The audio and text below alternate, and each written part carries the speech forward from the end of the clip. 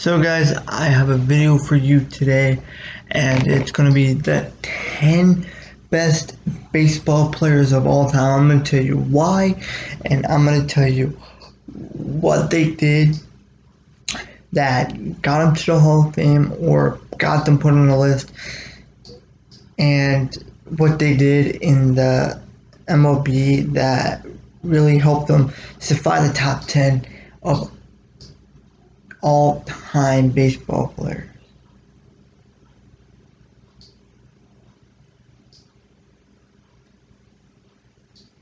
So I'm going to tell you who and what they did. Okay. So number 10, I think, is going to be one that's going to be a little bit hard they're all going to be hard to argue with because they're all hard working baseball players in their day. And I think a lot of them are older, so the list is going to be from older players. I think the player that is like most recent is like he played in like the early 80s or something. So let me get to the list right now.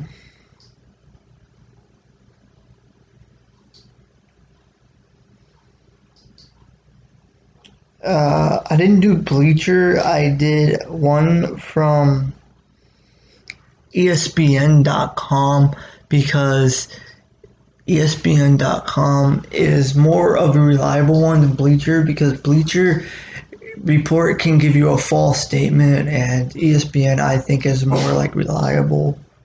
So let's do this. Number 10 is Stan Musial. He played first base, left field, right field. He was a really good player in his day. He played for the St. Louis Cardinals from 41 to 44 and 46 to 63. So he played a long time, almost 25 years in the league. And he won 3 MVPs, 43, 46, and 48. 24-time All-Star, 43 to 44, 46 to 63. And he's a Hall of Famer in 1969. In the MLB back then, you didn't have to be like 5 or 6 years out of the MLB to have a chance,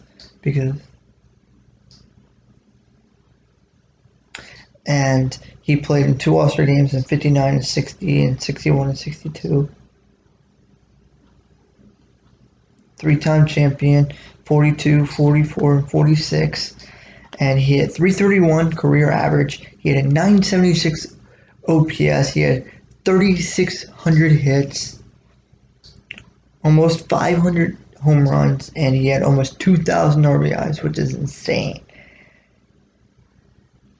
Walter Johnson's the next one. He was a right-handed starter for the Washington Senators for 20 years, from 1907 to 1927.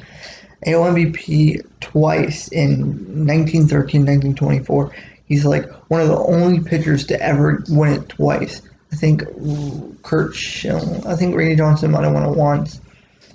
He's a Hall of Famer in 1936. He's a one-time champion in 1923, 1924. His win and loss ratio is 417 to 4 to 279. 110 shutouts is all-time leader. He has almost 5,914 and a third innings pitched with a 2.17 overall ERA with almost 3,500 strikeouts, which is insane. More than Randy Johnson. Ty Cobb played center field for the Detroit Tigers for 21 years, from 1905 to 1926, and then he played for the Philadelphia A's from 27 to 28. And MVP in 1911, Hall of Famer in 36. He didn't win any championships, which is surprising. But the Tigers weren't really that great back then because they didn't have Hank Greenberg yet. He hit 366, which is an all-time record, never going to be broken. He has a 945 OPS, which is kind of okay. It's really good, but it just doesn't sound good. Like Stan Musial had a 960 or something like that, which is insane. He had 117 home runs, but he had almost 2,000 RBIs, which is insane. And he had 4,200 hits almost. Number 7 is Lou Gehrig. He played first base for the Yankees from 1923 to 1939. He played 16 years, which is insane. And he was a two-time MVP in 1927 and 1936, Triple Crown winner in 1934. He was a 7-time All-Star from 33 to 39, which is insane because he didn't even get it in his first 10 years playing. And he was a Hall of Famer in 39, special election, 6-time champion, 27, 28, 32, 36 to 38. And he had 340. He has a 1,000 OPS, which is insane. He has almost 2,800 hits, almost 500 home runs, almost 2,000 RBIs. He's like the closest probably on this list to 2,000 RBIs. And he has the Yankees all-time RBIs record. Probably never going to get broken. Probably will never get broken. Probably that record would never get broken unless you get like a freak of nature like a Mike Trout, or you get like another like Barry Bonds on the Yankee. If you get another guy like Barry Bonds that plays for the Yankees. Okay, number 6 is Mickey Mantle. Mickey Mantle played center field and first base for the New York Yankees from 1951 to 1968. So he played 17 years, 20-time All-Star, 52 to 65, and 67 68, which is kind of weird that he was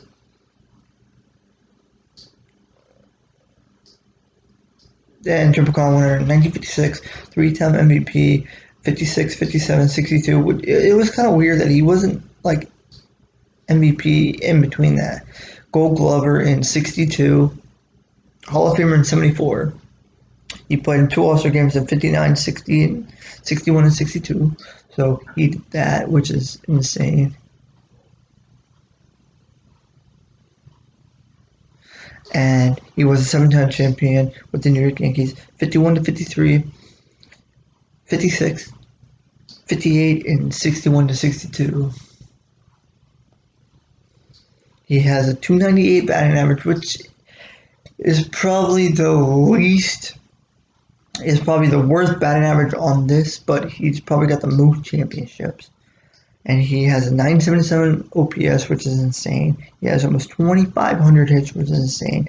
536 home runs with almost 1,500 RBIs, which is kind of low, but is still a lot.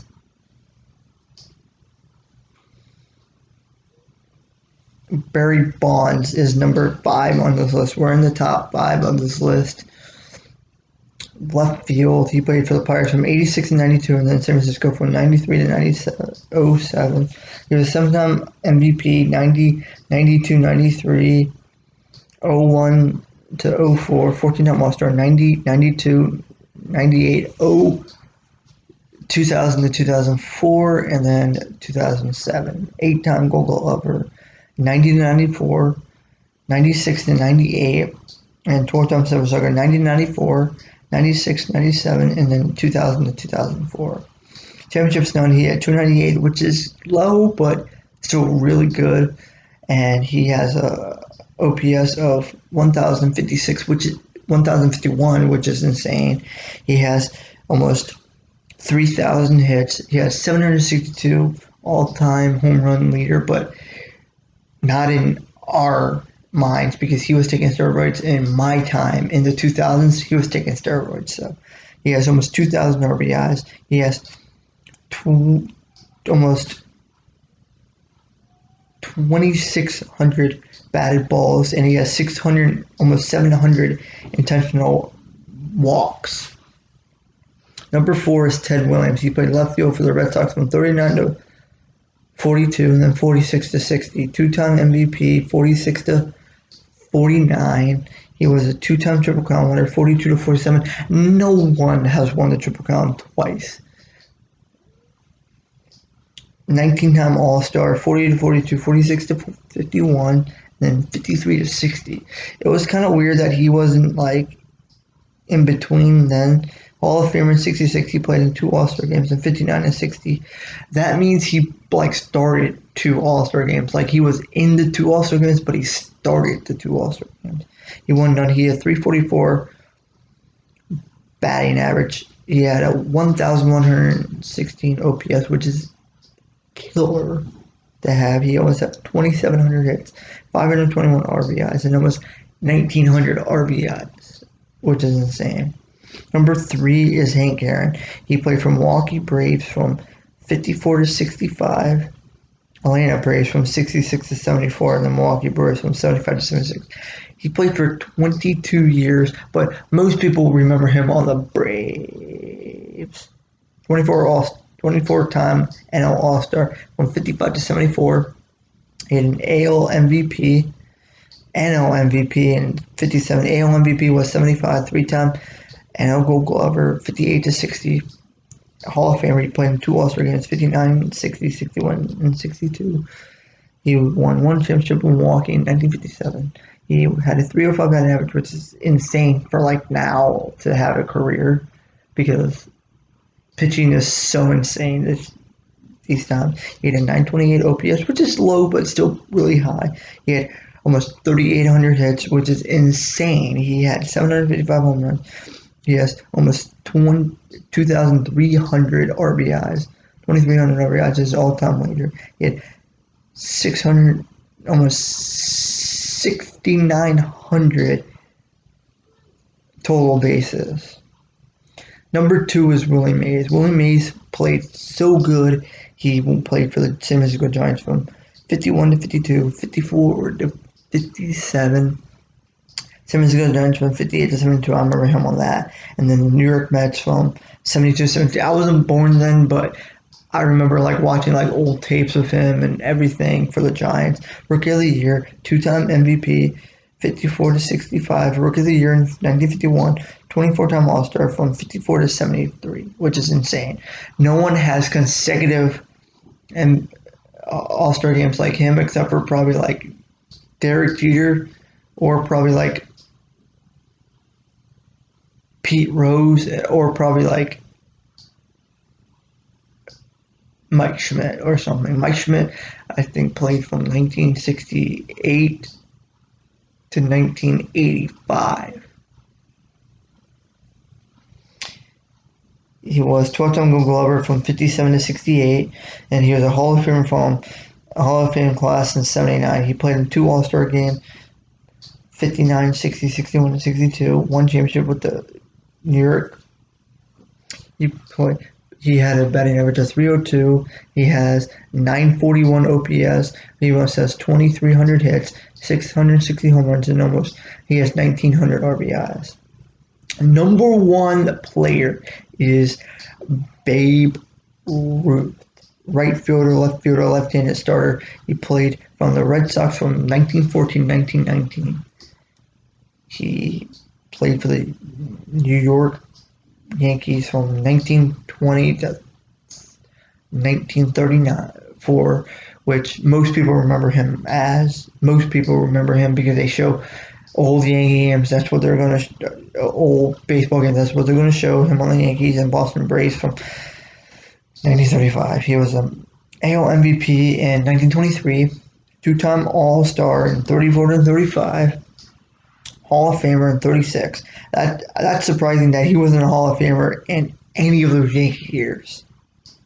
Like, he was there for 1 Yankee All-Star game, and I was like, what? Most people remember him as that. Okay. He has a 300. He won 7 championships with the Boston. He won 7 championships overall. Boston Red Sox, 1950, 1960, 1918. He won with the New York Yankees in 1923, 1927, 1928, and 1932. He has a career stats of 342 batting average. He has a 1,164 OPS, which is never going to get broken unless Mike Trout or like Mike Trout, Pete Alonso, like Vladimir Guerrero Jr. or like someone like that breaks it, and he has almost 2,900 hits, 714 RBI, home runs, and almost 2,200 RBIs. Thank you guys for liking, watching this video, and subscribe down below.